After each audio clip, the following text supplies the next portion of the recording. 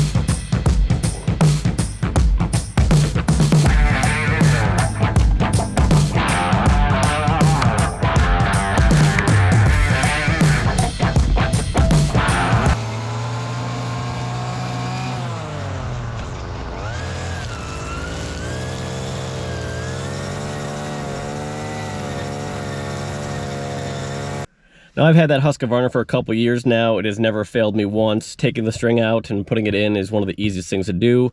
I have another video coming out soon where I replace the string head for a saw blade, so check that one out. Otherwise, check out the links in the description. I have 2 other Husqvarna trimmers that are equally, if not better, because they're newer, so check them out, and I'll catch you in the next one.